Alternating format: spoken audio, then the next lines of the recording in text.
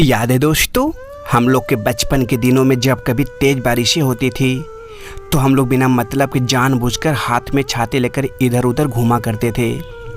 कभी कभी तो ऐसा होता था, बारिश के साथ साथ तेज़ हवाएं भी चलने लगती थी, जिसके कारण छाते ऐसे उल्टा हो जाया करते थे। उस समय सभी के सामने बहुत बुरा लगता था।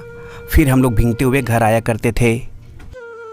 दोस्तों, अगर आप गांव से बिलोंग करते होंगे तो आप लोग को ये बात ज़रूर याद होगी कि बचपन के दिनों में जब हम लोग बगुला पक्षी को देखा करते थे तो उसे देखकर हम लोग हमेशा कहते थे, बगुला बगुला धान दे, चिनिया बादाम दे। तो कुछ बच्चे ये भी कहा करते थे, बगुला बगुला उड़ल जो, दाना गोटी देले जो। सच में दोस्तों, उन दिनों हम लोग बहुत ही भोले थे। दोस्तों, 80-90 के दौर में जब घर में कोई नए मेहमान आता था तो उन्हें भगवान समझा जाता। मेहमान को आते ही सबसे पहले घर की महिलाएं या बहन लोग पीतल की थाली लेकर उनके पैर को थाली में रखकर अच्छा से धोया करती थी। बदले में मेहमान लोग भी कुछ पैसे दे दिया करते थे। सच में आज के दौर में ये प्रथा लगभग ख़त्म सी हो गई है। दोस्तों, मेरी तरह आप लोगों ने भी अपने बचपन में ढेर सारी बदमाशियां ज़रूर किए होंगे। जैसे में किसी दोस्त का साइकिल का हवा निकाल देना, तो किसी के पीछे चुपके से रस्सी बांध देना, तो कभी बैरिंग वाली गाड़ी बनाकर उससे गिरकर हाथ पैर छील लेना, हाथों में बल्ब की खाली पैकेट पहनकर घूमना, कलम से किसी फ़ोटो को मूछ दाढ़ी बनाकर ख़राब कर देना, शक्तिमान की तरह गोल गोल घूमना, किसी टकले लड़के को टीक खींचकर भाग जाना या उसे बेलचट्टा कहकर चिढ़ाना, तो कभी फल काटते समय अपनी अंगुलियां काट लेना, तो कभी उल्टा होकर हाथों पर चलना। ये सारी बदमाशियां आप लोगों ने भी ज़रूर किए होंगे।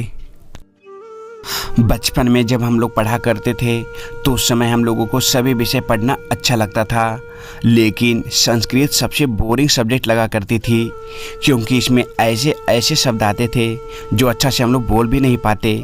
जैसे में ये बालक शब्द का रूप बचपन से लेकर आज तक मुझे ये याद नहीं हुआ और न ही संस्कृत अनुवाद करने सीखा हूँ। ऐसे आपका फेवरेट सब्जेक्ट कौन सा था, कमेंट बॉक्स में ज़रूर बताना। बचपन के दिनों में जब सर्दियों के मौसम आते थे तो उस समय हम लोगों में से बहुत सारे बच्चे का नाक बहने लग जाया करती थी, तो हम लोग हाथों से पोंछ कर कुछ इस तरह से चेहरे को बिगाड़ लिया करते थे। जब माँ की नज़र हम लोगों के चेहरे पे पड़ती थी तो वह तुरंत घर ले जाकर अच्छा से साफ कर दिया करती थी। 80-90 के दौर में बाज़ारों में कुछ इस तरह का क्रीम मिलते थे, इसलिए माँ कोई ना कोई क्रीम हम लोग चेहरे पर ज़रूर लगा दिया करती थी। दोस्तों, जिस तरह आज के दौर में लोग घर में उपयोग होने वाली चीज़ें दुकान से खरीद कर लाते हैं, तो वहीं 80-90 के दौर में लोग अपने हाथों से घर पर बना लिया करते थे। जैसे में ये झाड़ू जो खजूर के पत्ते ये बाँस से बनाई जाती थी, और बैठने वाली चटाई जो ये भी खजूर से बनती थी। सामान लाने के लिए उन लोग डलियाँ बना लिया करते थे, सूप और न जाने कितने चीज़ें। दोस्तों, जैसे जैसे समय आगे बढ़ रही है वैसे वैसे सभी चीज़ें भी बदलते जा रहे हैं। 80-90 के दौर में जो जयमाला वाली कुर्सियां होती थी, जो उन दिनों कुछ इस तरह के आते थे, लेकिन आज के समय में ऐसी कुर्सियां देखने को नहीं मिला करती है।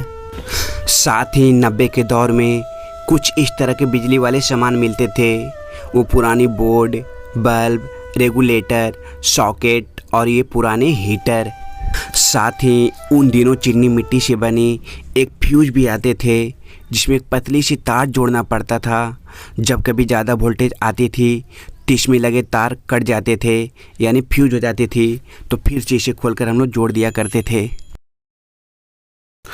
80-90 के दौर में जब कुछ लोगों के पास मोबाइल या टेलीफोन नहीं होते थे तो अपने साथ कुछ इस तरह के एक छोटी सी डायरी में सभी का नंबर लिखकर हमेशा अपने साथ रखा करते थे।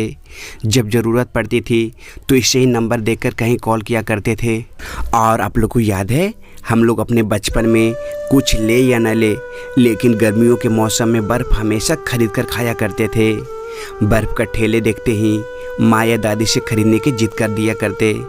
अगर देने से मना कर दिया करती थी तो ज़मीन पर लेटकर खूब रोया करते। तब हम लोगों को 50 पैसे या 1 रुपये मिल जाया करते थे। उन दिनों हम लोग ज़्यादा पुदीना वाली बर्फ़, चूड़ा वाली बर्फ़, दूध वाली बर्फ़ और पेप्सी और ये खास करके कुल्फ़ी वाला बर्फ़ खाया करते थे।